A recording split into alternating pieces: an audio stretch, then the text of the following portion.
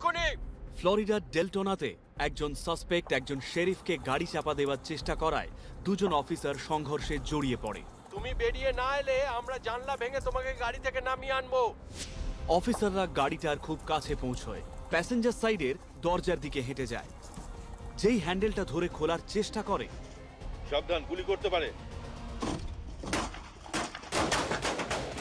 Suspect পুলিশের ওপর গুলি চালায়। সরে যাও, আমার লেগেছে, গুলিটা লেগেছে আমার। ওরে বাবা রে। একটা বুলেট শেরিফের মুখে লাগে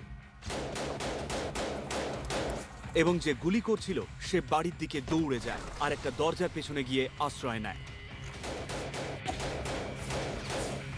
বাড়ির ভেতরে আরো লোক বা অস্ত্র আছে কিনা তা নিশ্চিত না হওয়াতে পুলিশ সারা রাত অপেক্ষা করে। হাত উপরে তোলো আর বাড়ি থেকে বেরিয়ে এসো। 5 ঘন্টা পরে আলোচনায় কোনো কাজ না হওয়ায় সাসপেক্ট একটা সাহসী পদক্ষেপ নেয়। আমরা দেখতে পাচ্ছি অ্যাটিকের গ্যারাজ থেকে আগুন বেরোচ্ছে। ল এনফোর্সমেন্ট অফিসারদের মনোযোগ সরাতে এবং বাড়ি থেকে তাদের দূরে সরিয়ে দেওয়ার জন্য চেষ্টা হিসেবে সে নিজের বাড়িতেই আগুন লাগিয়ে দেয়। পুরো বাড়িটা জ্বলে যাওয়ার আগে তোমাকে বেরিয়ে আসতে হবে।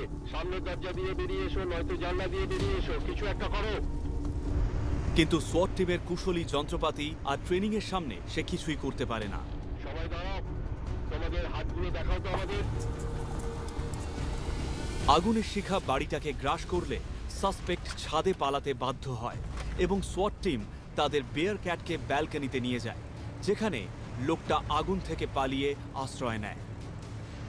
আমার কাছে যেটা পাগলামো অন্যের কাছে সেটা পাগলামো নয়। বহু বছর ধরে অনেক ক্লায়েন্ট থেরাপি করতে এসে আমাকে বলে যে ঝগড়ার সময় সঙ্গীর দিকে ছুরি ছুঁড়ে মারাটা খুব স্বাভাবিক একটা প্রতিক্রিয়া। তারা বলে এটা স্বাভাবিক, আমি বলি না এটা স্বাভাবিক নয়। তাই পাগলামো খুবই ব্যক্তিভিত্তিক।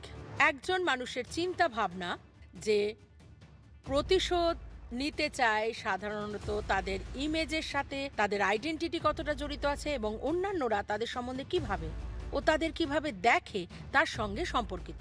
সেই জন্য আপনি যদি বিশ্বাস করেন আপনি কে তার একটা সবচেয়ে বড় অংশ হলো আপনি খুব ক্ষমতাবান, শক্তিশালী এবং আত্মবিশ্বাসী একজন যাকে অন্যেরা চট করে ঘাটাবে না। সেটা যখন কেউ পাল্টে দেয়, ভয় দেখায় বা চ্যালেঞ্জ করে, আপনার তখন জীবনে একটাই লক্ষ্য হয়ে দাঁড়ায়, প্রতিশোধ নিতেই হবে। গুলি চালাচ্ছে। দেখুন, পুরুষদের মধ্যে আপনি এই রকম আক্রমণাত্মক প্রতিক্রিয়া দেখতে পান এবং এটা ঠিক যে ইউনাইটেড স্টেটস এবং সম্ভবত সারা বিশ্বে পুরুষদের সামাজিকীকরণ এইভাবেই করা হয় যে হিংসাপরায়ণতা, আধিপত্য বিস্তার এবং ক্ষমতা দেখানো তাদের পরিচয় এবং এগুলো পুরুষত্বের সাথে যুক্ত থাকে। বেয়ার ক্যাটের পুলিশ একটা বিশেষভাবে ডিজাইন করা টেলিস্কোপিক র্যাম রড ব্যবহার করে অপরাধীকে ব্যালকনিতে নামিয়ে আনতে এবং গ্রাউন্ড লেভেলে তাকে ধরতে। আস্তে গো। বহু চেষ্টার পর ব্যালকনি শেষ অবধি ভেঙে যায়।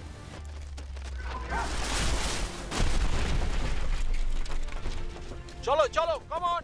সোয়াট টিম অপরাধীকে ঘিরে ফেলে কারণ কুকুরটা তার পা কামড়ে ধরেছিল। এখানে এখানে ওকে সরিয়ে নাও। কাদামাখা আততায়ী গ্রেপ্তার হয় এবং তাকে ফার্স্ট ডিগ্রি মার্ডার, পালানো বা পুলিশকে ধোঁকা দেবার অভিযোগে অভিযুক্ত করা হয়। আহত অফিসারের বুলেটের ক্ষতর জন্য চিকিৎসা করা হচ্ছে এবং সাসপেক্ট তার বিরুদ্ধে আনা অভিযোগে নিজেকে নির্দোষ বলে দাবি করেছে। কিছু খারাপ লোকেদের এইরকমই হওয়া উচিত। এই, হাত উপরে তোলো। এখানে বাকিরা আবার ভাঙচুর করে ভেতরে ঢোকে। ল এনফোর্সমেন্টের জন্য বাড়ি রেড করাটা খুবই বিপজ্জনক, কারণ বন্ধ দরজার ভেতরে কি হচ্ছে তা কখনোই জানা যায় না। ওহায়োর অ্যাক্রনে পুলিশের কাছে একটা ফোন আসে যে 3 জন অনুপ্রবেশকারী একটা বাড়িতে ঢুকে পড়েছে। এই, হাত উপরে তোলো। পুলিশ সাসপেক্টের সঙ্গে যোগাযোগ করার চেষ্টা করে এবং হঠাৎ আততায়ীরা একজন মহিলাকে গান পয়েন্টে এনে হাজির করে। এসব করে কোনো লাভ নেই, চলে এসো, বেরিয়ে এসো, ব্যাকআপ, বেরিয়ে ব্যাকআপ এসো। এখনই। ওদের খুবই অস্থির বলে মনে হচ্ছে। পুলিশ এবং হস্টেজের দিকে বন্দুক তাক করে রয়েছে। ভ্যান থেকে বেরো, ঠেলো একটু। এই, এদিকে শোনো, এদিকে মনে হচ্ছে কিছু একটা আছে। এখানে অস্ত্র পাওয়া গেছে। এই, ওই দিকটা দেখো। ওকে যেতে দাও, নাহলে তোমার গুলি লাগতে পারে।